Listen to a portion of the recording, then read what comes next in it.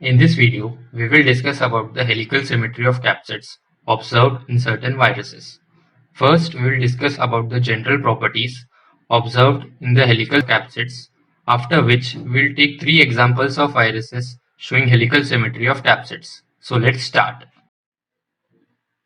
First, to know that helical symmetry of nucleocapsids is observed in certain plant viruses. Example is the tobacco mosaic virus, which was the first virus to be discovered.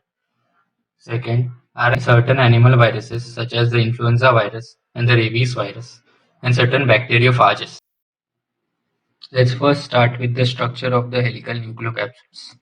Since these are very small particles, we can use techniques like X-ray diffractions and electron microscopy to determine their structure. Helical nucleocapsids are shaped like hollow tubes with protein walls. These protein walls are generally called protomers. A single capsid can have a single protomer or may consist of different types of protomers. Let's consider the image in the right, which is an image of the helical capsid of tobacco mosaic virus. The capsid structure looks like a hollow tube. When we see this zoomed image, we can see how the nucleic acid is arranged in a spiral path.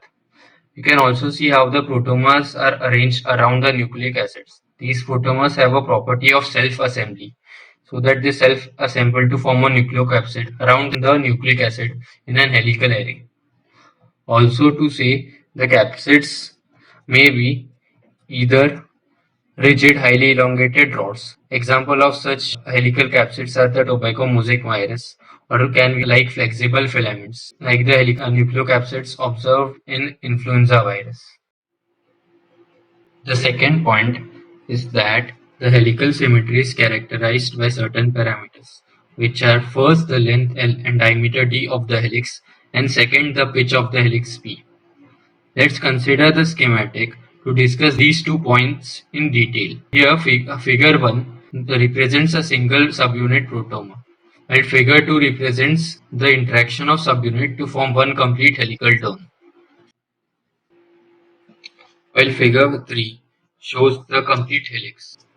So pitch P of the helix is given by P is equal to mu into rho, where mu is the number of subunits per turn of the helix, while rho is the axial rise per subunit. So consider this helix which has spheres, which are the protomers. So the number of protomers in one helical turn corresponds to the value of mu, while if you can see the difference in the distance between these two subunits corresponds to the value of rho, and the distance between the whole helix corresponds to the value of P. So if you know the value of both mu and rho, you can find the pitch of the helix. And also, the length of the helix can be varied by changing the pitch of the helix. The third point which we need to discuss is the size of the nucleocapsid. So the size of helical nucleocapsid depends on two properties: its protomers and the nucleic acid enclosed within the particle.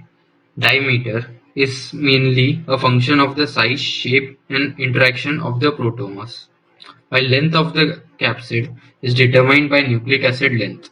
It's important to note that the capsid doesn't extend beyond the length of nucleic acid.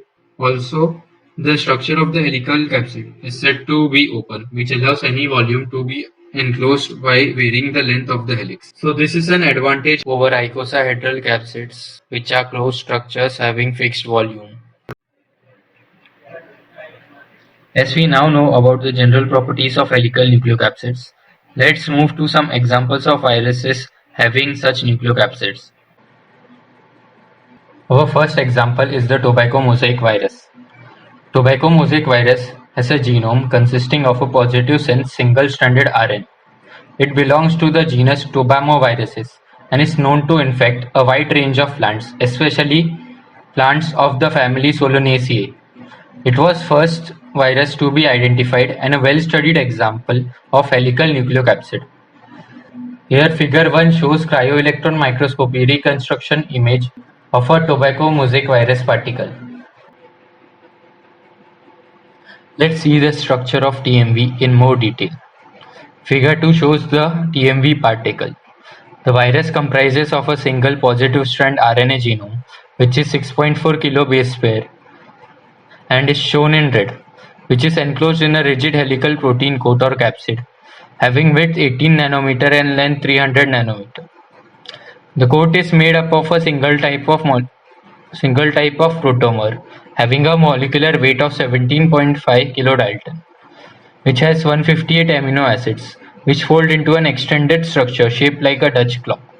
The repetitive interaction between coat proteins forms a disc which resembles same as lock washers.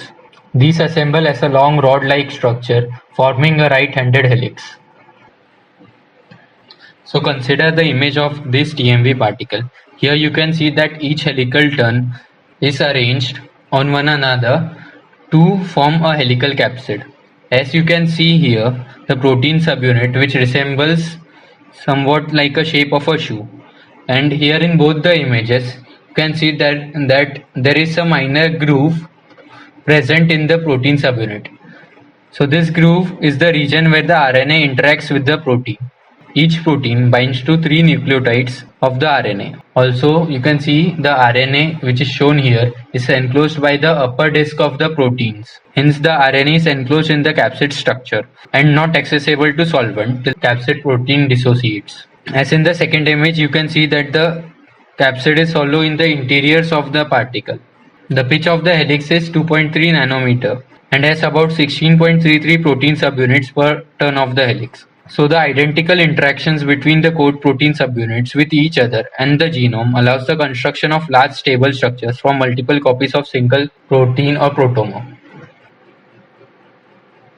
Before moving to the next two examples, there are some things we need to know. The previous example was of a virus having positive strand of RNA. But when we talk about certain families of animal viruses having negative RNA as genome, their helical nucleocapsids are generally enclosed in an envelope or a membrane usually derived from their host. In all such cases, the RNA is usually associated with RNA packing proteins called nucleoproteins, represented by NP or N, and viral RNA polymerase complex. Even if they all have common helical symmetry and similar components, these negative strand RNA viruses exhibit considerable diversity in morphology and organization. We can understand this better with the next two examples. Our second example is the influenza A virus. So this virus has a segmented genome having 8 negative single-stranded RNA molecules which codes for 11 proteins. It is an enveloped virus belonging to the family Orthomyxoviridae and is known to cause influenza in birds and some mammals. Here figure 1 depicts the structure of influenza A virus. So seeing this figure, you can know that the green glycoproteins, hemagglutinin and uraminidase. Here also we can see the envelope that encloses the genome. The internal components vary as it consists of multiple RNA, 8 of them, but not a single nucleocapsid. Instead, each RNA is associated with nucleoproteins to form 8 different helical nucleocapsids. Also, these helical nucleocapsids are thin and flexible, which allow them to be folded in such a manner that all of the 8 nucleocapsids can be enclosed or packed in the envelope. There are many procedures which are used to isolate viral ribonucleoproteins from mature virions of influenza virus or from cells infected with the influenza virus. The isolated RNP has a twisted rod-like structure where RNA is in contact with many nucleoproteins. The monomeric nucleoprotein has a molecular weight of about 54 kilodalton and has 498 amino acids. The RNP has a diameter of about 13 nanometer and length from 30 to 110 nanometer. Length of the RNP depends on the length of viral RNA. As all viral RNAs are of different length, so the length of RNP also differs. Here figure 2 shows the structure of an isolated RNP. Here you can see in the RNP, the negative strand RNA, which is blue in color, interacts with the nucleoprotein, which are white color beads. So you can see how these two interact to form a right-handed helix. Also to note, the red, yellow and green color represents the RNA polymerase complex, which is associated with the ribonucleoprotein. So coming back to this figure, let's discuss how the helical structure of the RNP is formed. So consider the RNA molecule in blue as a linear thread which is being wound on the nucleoproteins to get a linear RNP. So consider this as the linear RNP. This RNP is folded back on it such that these two ends are in contact with one another, and the whole structure we get is like this. So as the RNP is folded back on itself, it gives a loop at one end and the two free ends at other end. This structure is now coiled on itself, forming a double-stranded helical body or the helical RNP, except at the loop, which is free, as you can see in this figure. Also, the RNA polymerase complex, which is shown in red, yellow and green, is associated with the two free ends of the helical RNP. Each nucleoprotein is in contact with 24 nucleotides of the viral RNA in the ribonucleoprotein.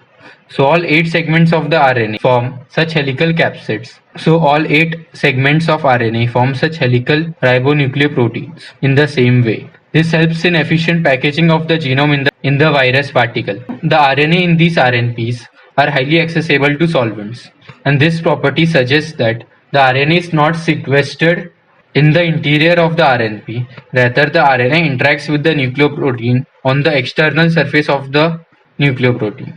So this is all we need to know about the helical capsids observed in the influenza A virus particles. The last example is the vesicular stomatitis virus. So this virus has a negative single-stranded RNA genome coding for 5 proteins. It is an enveloped virus belonging to the family Rhabdoviridae. Figure 1 shows the color-enhanced transmission electron microscopy image of the vesicular stomatitis virus. From seeing this image, we can know that this virus has an overall bullet shape. Also, it has dimensions of 70 nanometer into 200 nanometer. This virus has an additional layer of matrix proteins which is present between the envelope and the capsid. Now let's see the structure of the vesicular stomatitis virus. Here figure 2 shows a cryo-electron microscopy image of the virus, which is divided into 3 parts: the tip, trunk and the base. While figure 3 is a reconstructed image of the tip and the trunk. You can see how the nucleocapsid, which is shown in green color, the matrix protein layer, which is shown in blue color, and the envelope is shown in the purple color.